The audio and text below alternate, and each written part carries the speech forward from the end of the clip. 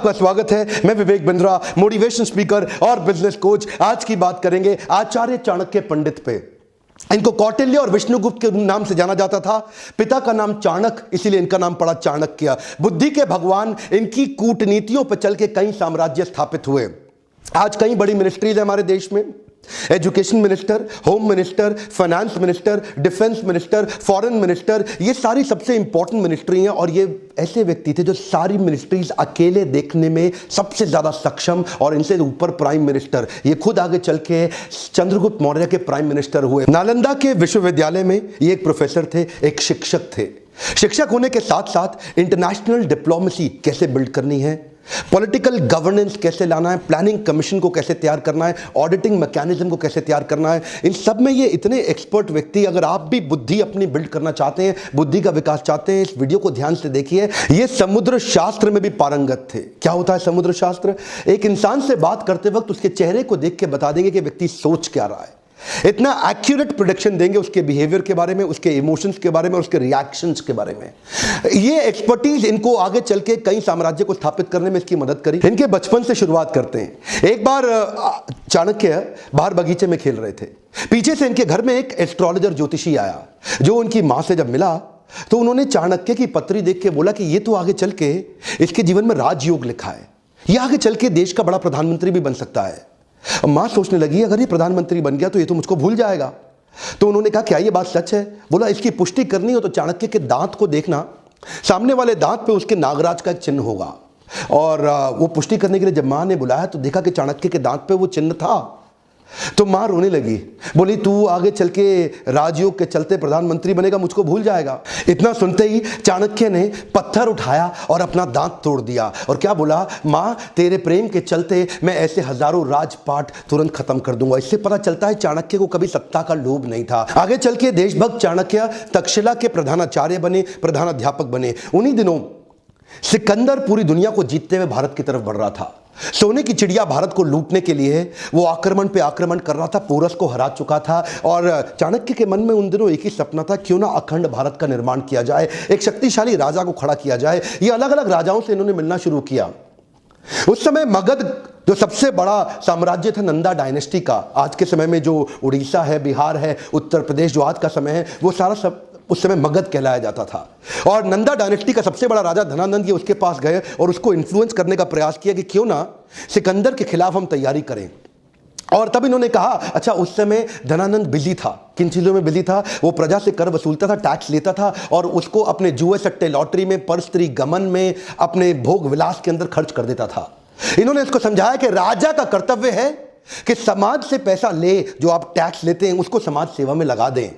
और धनानंद को गुस्सा आया, बोला ए पंडित तुम अपनी पंडिताई करो, मुझको राजपाट ना सिखाओ, सिकंदर यहां तक नहीं पहुंच पाएगा। जब चाणक्य ने इनको दोबारा समझाने का प्रयास किया, इन्होंने धक्का मार के उसको गिरा दिया नीचे।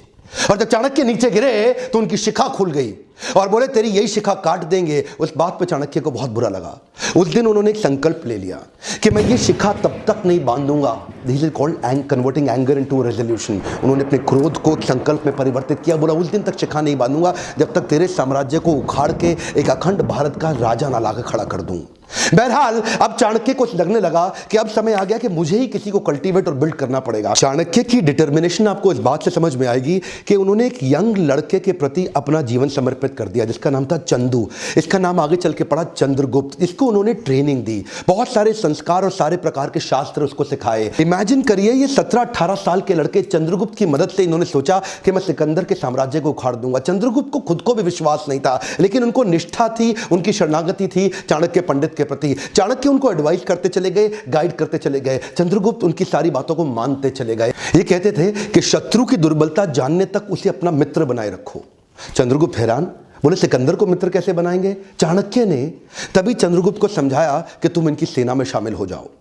किसी प्रकार से इन्होंने छोटे से बालक को उनकी सेना में घुसाया और उनका एक फेथफुल सिपाही बना दिया, जिससे अंदर की सारी जानकारियां अब चाणक्य के पास आने लगी। चाणक्य को इतना समझ में आ चुका था कि बहुत दूर से ट्रैवल करती हुई लाखों की सेना सिकंदर की शरीर से अब थक चुकी है। बोला अब इनको मन से थका देंगे। इन्होंने अंदर भ्रांतियां फैलानी शुरू कर दी सिकंदर की सेना के बीच में। देखिए, सिंध नदी अभी तक पार नहीं कर पाया था, भारत में अभी तक घुस नहीं पाया था पूरी तरीके से, और वहां भ्रांतियां फैला दी कि हमारे जो देश, भारत के जो देवी देवता हैं वो तुमसे नाराज हो चुके हैं। इन्होंने अजीबोगरीब काम कराए। कभी कभी अलग अलग दिनों में खाने में जहर मिला देते थे, द्विकंटक नीति के साथ छोटे छोटे अटैक करा देते थे, उनके देश के झंडे को जो पहाड़ पर लगा हुआ है उसको जला देते थे, अलग अलग प्रकार की विस्मक भ्रांतियां फैला देते थे, लोगों के अंदर कंफ्यूजन आपस में उनको लड़वा देते थे। 15, 16, 17, 18 साल के 10-15 लड़कों की मदद से इन्होंने उस सेना को खोखला बनाना शुरू किया, उनका मनोबल तोड़ना शुरू किया। सिकंदर ज्यादा लंबे समय तक रुक नहीं पाया। क्या कहते हैं, जो जीता वही सिकंदर? गलत है सर, जो जीता वही सिकंदर नहीं, जो जीता वही चंद्रगुप्त मौर्य। ये किसी को नहीं पता, सिकंदर भारत में कभी घुस ही नहीं पाया। चंद्रगुप्त मौर्य केवल गाइडेंस लेते रहे आचार्य से, और आचार्य चाणक्य पंडित की गाइडेंस में पूरी सेना को उखाड़ के बाहर कर दिया। इससे क्या हुआ, अब इनमें कॉन्फिडेंस बहुत आ गया। 5000 हाथी घोड़ों की एक सेना बना के सोचे कि मगध की राजधानी पाटलिपुत्र पर जाकर के एक हमला कर देते हैं और धनानंद को भी उखाड़ देंगे। अब ये ओवर कॉन्फिडेंस इनके लिए नुकसानदायक रहा। ये पहुंच तो गए 5000 की हाथी घोड़ों छोटी सी सेना लेके, लेकिन आधे दिन के अंदर दोपहर होते होते ही मगध की सेना ने इनको उखाड़ के बर्बाद कर दिया, खत्म कर दिया। किसी प्रकार से चंद्रगुप्त चाणक्य ने अपनी जान बचाई, भाग करके एक झोपड़ी के पीछे जाके छिप गए। अंदर मां कुछ खाना बना रही थी बच्चे को लेके, और बच्चा वो जो गरम गरम खिचड़ी थी खौलती हुई, उसमें हाथ डाल के जैसे ही खाना खाने लगा उसका हाथ जल गया। और तभी मां चिल्लाई, अरे पागल हो गया है तू, तो चाणक्य की तरह मूर्ख है, खिचड़ी के अंदर गरम गरम हाथ डालेगा तो जल ही जाएगा। परिधि से कोने कोने से खिचड़ी को खाओ, ठंडा करके आराम आराम से, कोने कोने से खाओगे हाथ नहीं जलेगा, बीच में हाथ डालोगे हाथ जल जाएगा। चाणक्य ने जाके बीच में मगध के झगड़ा कर लिया, उसको बाहर बाहर से तैयारी करनी चाहिए थी। यह बात सुनते ही चाणक्य की आंखें खुल गई, उनको अपनी गलती का एहसास हुआ। उन्होंने जाकर के औरत के पांव छुए और बोले, माई तुमने मुझको एक नई बड़ी शिक्षा दी। चाणक्य में सबसे अच्छी बात क्या थी, वो कई बार तकलीफों में आए क्योंकि बड़ी रिसोर्सेस सेना नहीं थी। धनानंद उस समय सबसे बड़ा साम्राज्य था उनका, नंदा डायनेस्टी का, लेकिन इन्होंने जाकर के 7 स्ट्रैटेजीज बनाई। पहली जो उन्होंने मां से वही सीखी कि परिधि पे हमला करो। परिधि मतलब बाहर का सर्कमफ्रेंस, जो बाहरी घेरा होता है। तो धनानंद के बाहरी घेरे में जिन जिन राज्यों पे उसकी कमजोर पकड़ थी, जहां जहां उसकी वहीं से इन्होंने हमले करने शुरू किए, छोटे छोटे हमले करने शुरू किए, जिसके लिए इन्होंने दूसरी स्ट्रैटेजी अपनाई, विष कन्याओं की टीम तैयार करी। ये विष कन्याओं की सेना क्या होती है, बड़ी सुंदर सुंदर खूबसूरत लड़कियों की एक सेना तैयार करी, जिनको थोड़ी थोड़ी मात्रा में विष दे दे के उनको विष कन्या के रूप में तैयार कर दिया। ये पहली बार हुआ, इससे पहले कभी नहीं हुआ। दुनिया भर में बहुत सारे काम चाणक्य ने पहली बार किए, और ये विष कन्याओं की सेना वहां के परिधि के राजाओं को चूम कर अपने चुंबन से उनको विष दे के समाप्त कर देती थी। इतना ही नहीं, इसके बाद इन्होंने तीसरी स्ट्रैटेजी क्या अपनाई, जासूसों की सेना बनाई। इतने जासूसों को ट्रेनिंग दी कि जासूसों को कैसे बढ़िया जासूसी करके सारी खबर अंदर की लाके देनी है। अब चाणक्य को समझ में आ गया, स्ट्रैटेजिकली चलेंगे।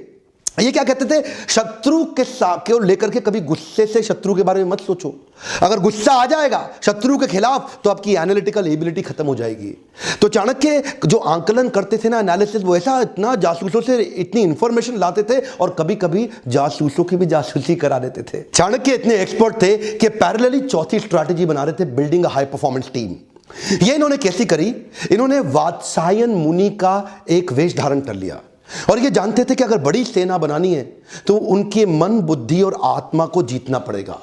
एक पॉपुलर अपने आप को वात्सायन मुनि के भेष में जाकर के लोगों को जगह जगह कथा प्रवचन करते थे, और उनको धीरे धीरे इंस्पायर करते थे कि तुम चंद्रगुप्त की सेना को ज्वाइन कर लो।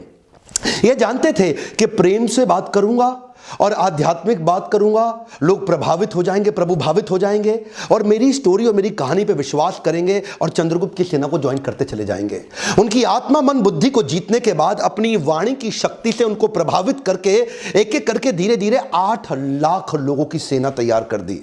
यह सेना ऑलरेडी 4 गुना बड़ी हो चुकी थी अब धनानंद से। इनके पास हाथी घोड़ों की बड़ी सेना और घुड़सवार रथों की बड़ी सेना, पैदल सिपाहियों की सेना, इतनी बड़ी सेना धीरे धीरे ये देखिए इस सारी स्ट्रैटेजीज पैरेलल करते चले गए। हमारे देश में आज आरक्षण का बड़ा चक्कर चल रहा है ना, वहां पे आरक्षण के चक्कर के सख्त खिलाफ थे। ये कहते थे केवल योग्य व्यक्ति को आगे बढ़ाऊंगा, your country is only as powerful as your lieutenants.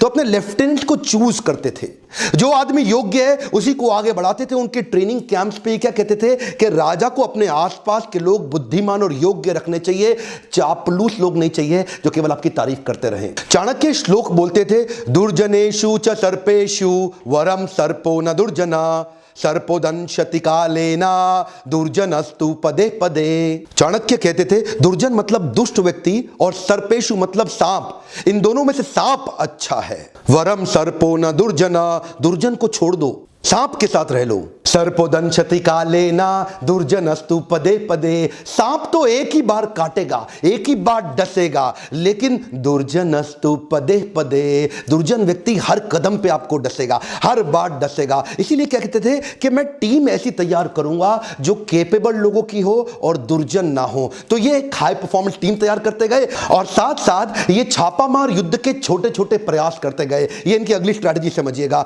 एक तो देखिए होता है कि टेस्ट एंड लॉन्च और एक होता है launch and test. Test and launch क्या होता है? पहले छोटे छोटे टेस्ट करो, पायलट एक्सपेरिमेंटेशन करो, छोटा टेस्ट करो और उसके बाद उसको वैलिडेट करो। और दूसरा क्या है, पहले लॉन्च कर दो और बाद में देखना टेस्ट करके रिजल्ट आया कि नहीं आया। जो पिछली गलती करी थी 5000 घोड़े सैनिक के साथ, वो क्या था, पहले लॉन्च कर दिया, बाद में टेस्ट से पता चला कि फेल हो गए। अब क्या करते थे, अब कहते थे अभ्यास करेंगे।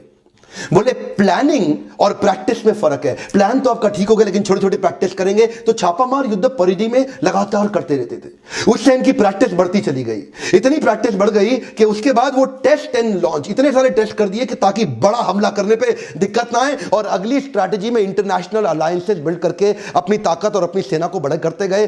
कश्मीरी राजा प्रवर्तक को उन्होंने अपने साथ में लिया और बाहर से कई यूनानी राजाओं को भी अपने साथ लिया, जो ये पिछली बार पहले जीत चुके थे सिकंदर को। तो वहां से कुछ यूनानी राजाओं के साथ भी उन्होंने सपोर्ट लिया, पोरस का भी सपोर्ट अपने साथ में लिया और कई समुद्री लुटेरों को भी अपने साथ में अपनी सेना में बनाया। इतनी बड़ी सेना बना करके ये 7 स्ट्रैटेजीज मिला के इकट्ठे चलते चले गए। एक एक करके अंदर घुस के पूरी धनानंद की नंदा डायनेस्टी को उखाड़ के खत्म कर दिया।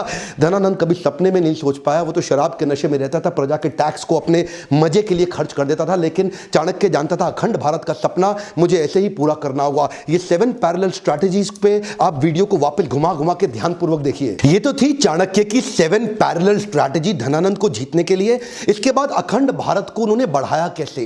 Kabul, Gandhar, Kandhar, Balochistan, Turkmenistan, Kyrgyzstan, Central Asia तक उन्होंने एक छत्र राज्य कैसे एस्टैब्लिश किया, ये अभी नहीं बताऊंगा, ये अगले वीडियो में बताऊंगा। लेकिन अगला वीडियो तभी डालूंगा अगर आपने इसको 1 लाख से ज्यादा लाइक दे दिए। हिस्ट्री को जान करके आप अपने प्रेजेंट और फ्यूचर को और इंप्रूव कर सकते हैं। क्या ये मैं इतनी मेहनत करता हूं? अगर आपको वीडियोस वास्तव में अच्छे लगते हैं तो लाइक करके मेरा उत्साह बढ़ाइए। अगर आप